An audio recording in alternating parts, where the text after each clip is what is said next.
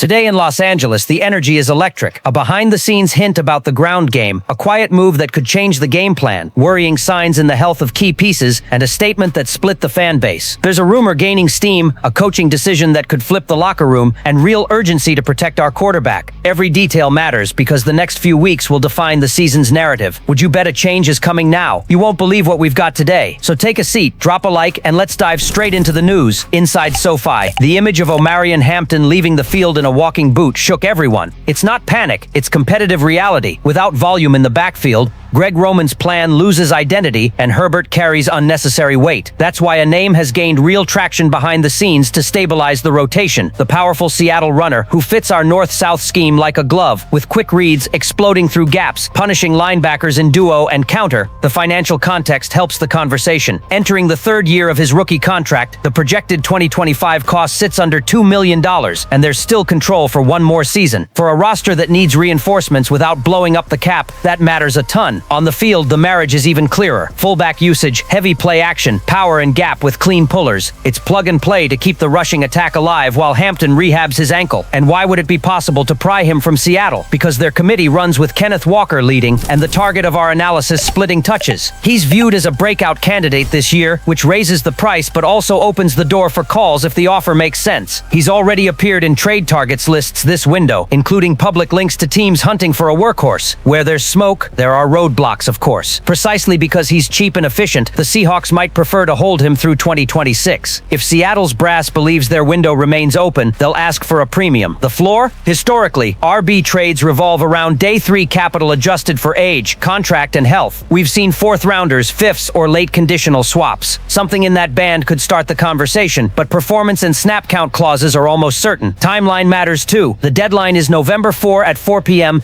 ET, and internally the read is simple. Los Angeles needs a back ready to handle 15 and 18 touches as early as weeks 6 and 7 to take pressure off our franchise arm and let play action breathe. That reduces third and longs, protects a patched-up offensive line, and restores a physical identity to the offense. As always, the fan base is split. Is a fourth-rounder for an RB worth it when there are holes on the interior OL? Or is that exactly why a hammer-style runner helps mask weaknesses and flips the momentum by Sunday? Technically, financially, and on timing, this target makes perfect sense. What's missing is the NFL's most expensive answer, the real price on the table. And that wasn't even the most surprising part of the day. In short yardage and red zone, his physical profile also simplifies decisions. Under center runs out of 12 personnel, play action with inverted boot, and easy checkdowns to keep the chains moving. He's not a highlight decorator. He's a 4-6 yard generator who runs through safeties and keeps the defense honest. He also adds in pass protection, picking up late blitzes and thudding the rusher to buy Herbert that extra half beat. While the front office weighs market options, the backfield drama has turned urgent. Omarion Hampton's situation, the rookie who had been energizing the ground game, became a real puzzle for Jim Harbaugh and Greg Roman. The ankle sprain suffered in the loss to Washington put the locker room on high alert, and seeing the kid leave SoFi Stadium in a walking boot was a collective shock. According to NFL Network's Ian Rappaport, Hampton could miss significant time, which forces the team to lean on Hassan Haskins, Kamani Vidal, and Amar Johnson, an industrious trio, but far from ideal to sustain the offensive plan. Without a runner who can stress defenses and extend drives, Herbert becomes a pressure magnet, and that's where the rumor lighting up the back channels comes in. The possibility of a call to New Orleans. Saints insider Nick Underhill revealed the franchise could sell assets before the deadline, and one name weighs heavily in this conversation. The veteran elite RB who still sets the offensive tempo and at 30 seems outside the Saints' long-term plans. This guy would be an instant upgrade for the Chargers, not only for his absurd pass-catching talent, but also for his tactical IQ. He reads blitz pickups, dominates the passing game, and would give Herbert a luxury safety valve. More than an emergency patch, this would be a strategic add. Greg Roman loves drawing up 21 personnel looks with a back who can flex into the slot and force the defense to show its hand. Imagine that versatility in LA.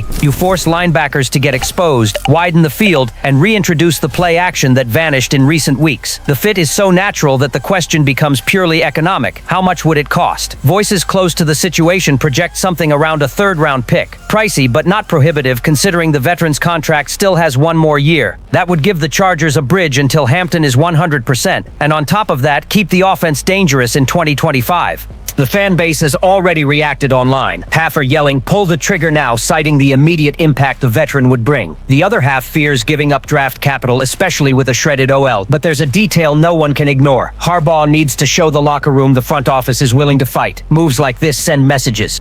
If the front office wants to prove 3T2 isn't the start of a slide, this is the type of decision that reignites the room. The final deadline is unforgiving, and talks are already circulating. An elite running back in powder blue and gold. It may sound like a dream, but the market is more open than it seems. And if the Chargers do it now, the rest of the AFC will feel it.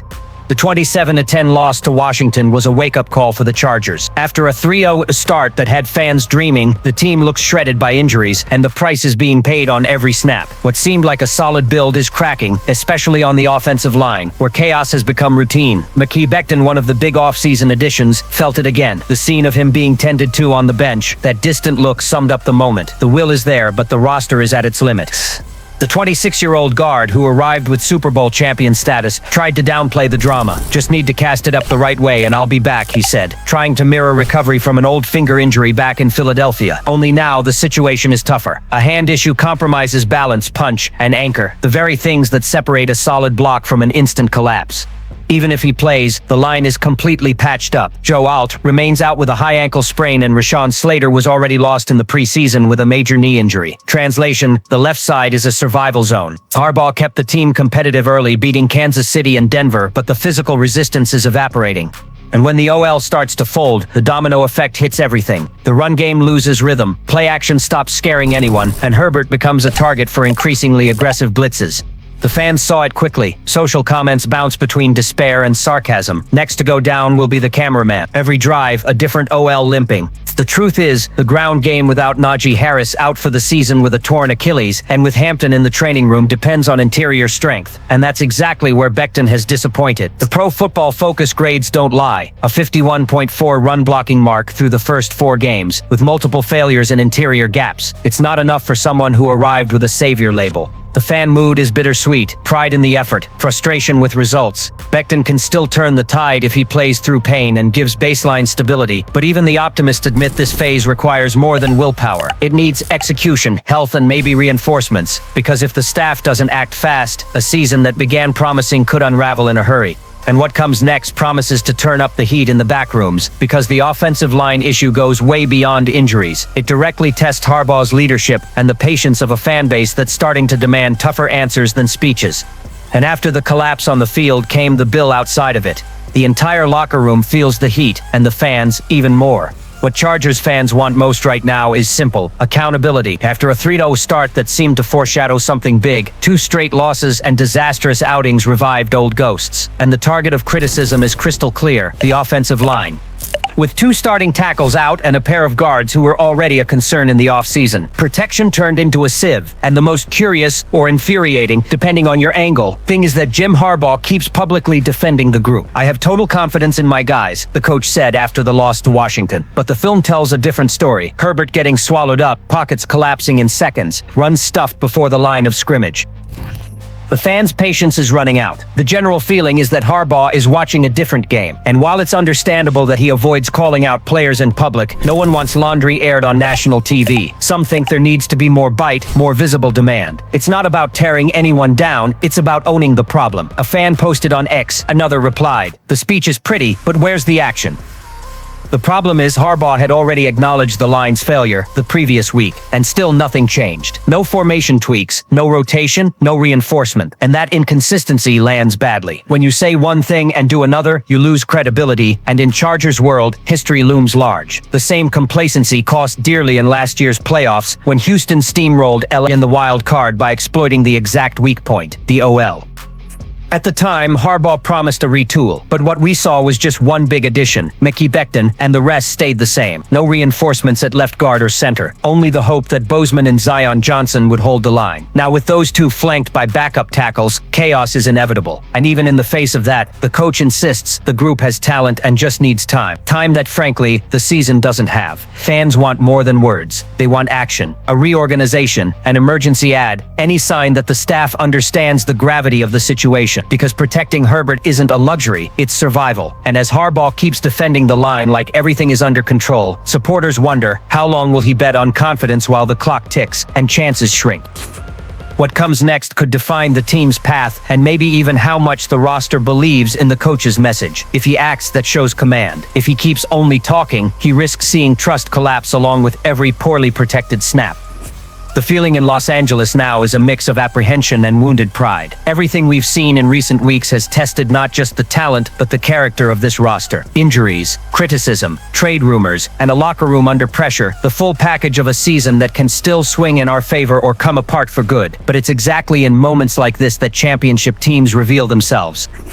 The offense needs to rediscover its identity, the head coach needs to prove he's not just shielding his players, but leading them, and the front office needs to act like it believes the Super Bowl isn't a distant dream. The NFL is ruthless to those who hesitate, and Harbaugh knows it. The next games, especially against opponents with strong defensive fronts, will be the real thermometer. If the Chargers respond, even with missing pieces, respect returns. If they don't, the public pressure will triple, and the confidence rhetoric will ring hollow. Fans want action, grit, and adjustments, because at the end of the day, this franchise has already proved the talent is there. What's missing is stability, and when the team's fate hinges on every coaching decision, every signing, and every snap, the line between hope and frustration is razor thin. So, I want to know, do you still believe this roster can rally and take back control of the season? Or is it time for radical changes in Los Angeles? Drop your thoughts below, because the fans' voice is the thermometer that drives the Chargers. And of course, if you want every backstage scoop, rumor, and twist of this roller coaster, hit like, subscribe, and stick with us, because the best and the most unpredictable is still to come.